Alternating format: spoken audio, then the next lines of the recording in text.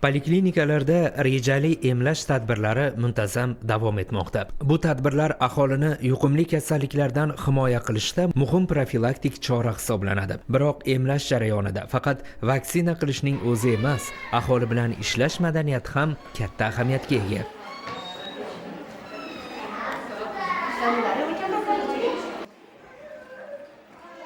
Emlashga kelgan fuqaro birinchi navbatda tibbiyot xodimlarining muomalasi, tushuntirishi va munosabatini his qiladi. Xushmuomalalik, sabr va tartib poliklinikada xizmat sifatiga bo'lgan ishonchni oshiradi. Sizga emlash kundaligi haqida sizga tushuncha berib o'taman. Emlash o'zi nima?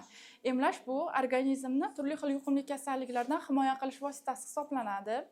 Emlash orqali biz organizmga o'sha kasallikning qo'zg'atuvchisini, ayniqsa bolalar bilan ishlashda hamshiralarning o'rni katta.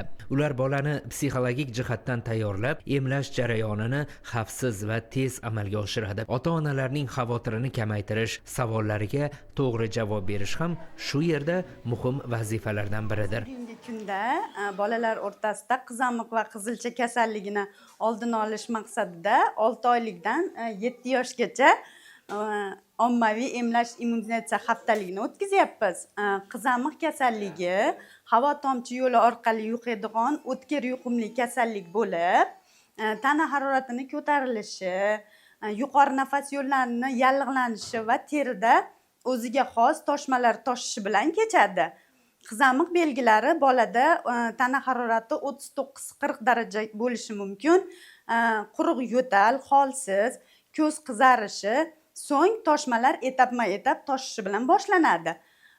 Qizamiq birinchi kuni bosh, yuzga, quloq orqasiga, ikkinchi kuni badanning oldi va orqa qismiga, uchinchi kuni oyoq va qo'llarga toshiydi. Emlash xonasida esa barcha sanitariya talablariga qat'iy amal qilinadi. Vaksina dozasi me'yor asosida tayyorlanadi. Sterillik qoidalariga rioya etiladi. Har bir emlash belgilangan tartibda hujjatlashtiriladi.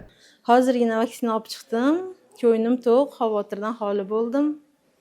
Bir martalik shpris ishlatishdi. Farzandimga qizamiqqa qarshi emlashni bajarishdi. Xursandman, bolam sog'lig'i men uchun kerak. Shuning uchun zarur qilib chiqdim bugun vaqt ajratib. Mutaxassislarning ta'kidlashicha, emlashda ishonch eng muhim omillardan biri. Bu ishonch esa avvalo tibbiyot xodimining muomalasi, tushuntirishi va insonparvar munosabati orqali shakllanadi. Assalomu alaykum, Xursana opa, yaxshimisiz? Sog'lig'ingiz yaxshimi? Biz birinchi sonli oilaviy poliklinikadan patronaj hamshiralariz biz. Aholi o'rtasida bolachalarimiz 6 oylikdan 6 yoshgacha bolachalariga milliy emlash qizamiq qizilcha kasalligiga emlash o'tkazayotgandik. Poliklinikalarda emlashga mas'ul xodimlar nafaqat tibbiy vazifani, balki aholi bilan ishlash madaniyatini ham yuqori darajada ta'minlashga harakat qilmoqda. Sabr, xushmuomalalik va mas'uliyat emlash tadbirlarining ishonchli va samarali o'tishiga xizmat qiladi.